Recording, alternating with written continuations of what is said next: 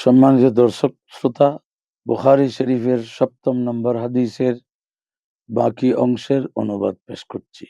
আবু সুফিয়ান বলছেন যে, অতঃপর রাসূল পাক সাল্লাল্লাহু আলাইহি ওয়াসাল্লাম সম্পর্কে আমার নিকট সর্বপ্রথম হিরাক্লা যেটা জানতে চাইলেন, প্রশ্ন করলেন, সেটা হলো, বললেন যে, তোমাদের মধ্যে মুহাম্মদ সাল্লাল্লাহু আলাইহি সাল্লামের বংশমর্যাদা কিরকম?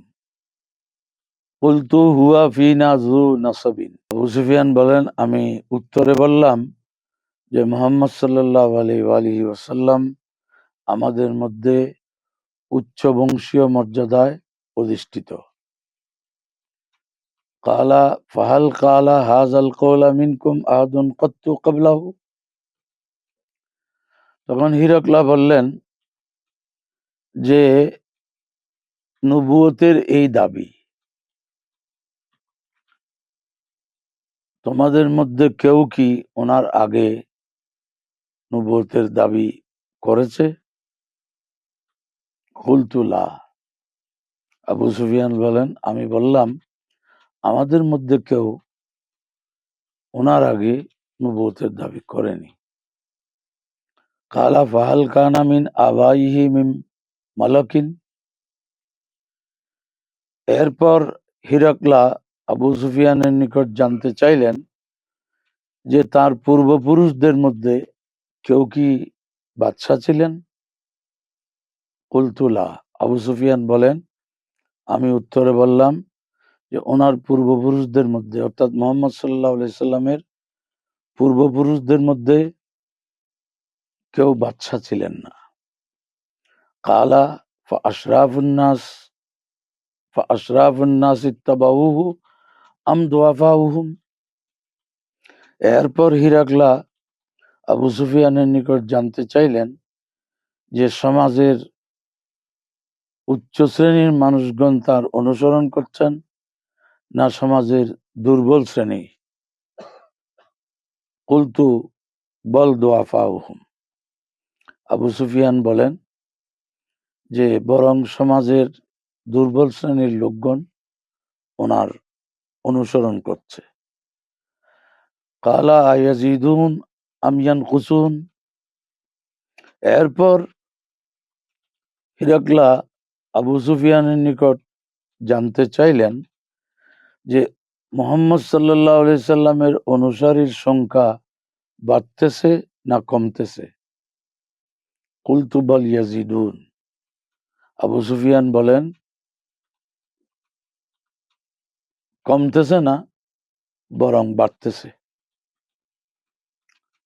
কালা ফাহাল ইয়ারতাদ্দু আহাদুম মিনহুম সুখতাতান লিদীনিহি বাদা আন ইয়াদখুলা ফীহি। অতঃপর হিরাক্লা আবু সুফিয়ানের নিকট জানতে চাইলেন যে ওনার ধর্ম গ্রহণ করার পর ওনার ধর্মকে অপছন্দ করে কেউ কি তাদের মধ্যে থেকে ধর্ম ত্যাগ করছে, মুরতাদ হচ্ছে? কুলতু লা। আবু সুফিয়ান বলেন, আমি উত্তরে বললাম যে না, মুহাম্মদ সাল্লাল্লাহু আলাইহি ওয়াসাল্লামের দ্বীন গ্রহণ করার পর ওই দ্বীনকে অপছন্দ করে কেউ দ্বীন ত্যাগ করতেছে না। কালা ফাহাল কুনতুম তাত্তাহিমুনাহু বিল কাযিব।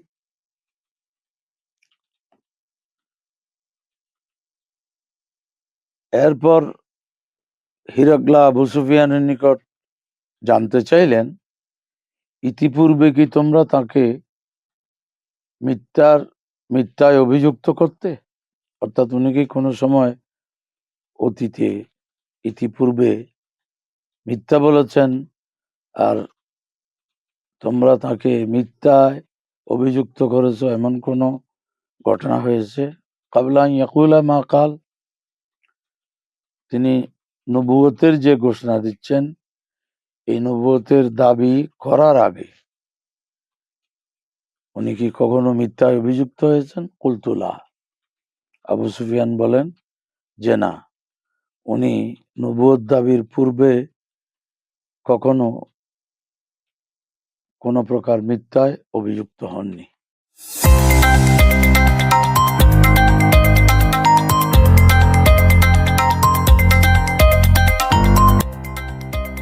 সত্যের সন্ধানে নির্ভীক, P News TV।